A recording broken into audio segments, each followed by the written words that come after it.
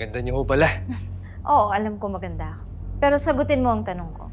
Sino ka at anong ginagawa mo dito sa opisina ko? Mag-a-apply ho sana kami. Mag-a-apply na? Mag-a-apply ho sana kami. Hoy, Eric! Mag-a-apply kayo na dancer. May pag-grand entrance ka pa, ha? Alam mo, gusto ko yan. Perfect yan. Ano pangalan niyo?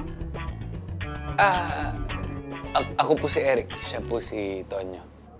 Eric Antonio.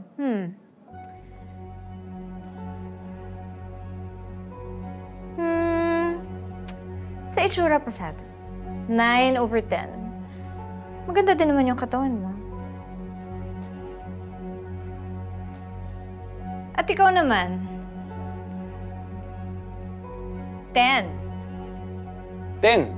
Narinig mo, Tonyo? Divided by 2. 5 ka lang. Ikaw ang perfect example ng pwede na.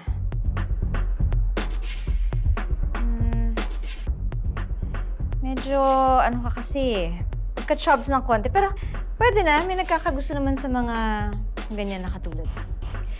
Ang tanong, kaya nyo bang sumayaw? Opo. At pakita nyo sa akin.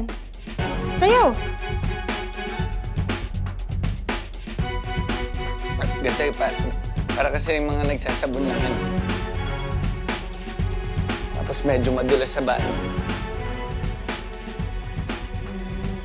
At ikaw naman, Tonyo. Sasayaw ka o hindi? Nahihiya ka o ano?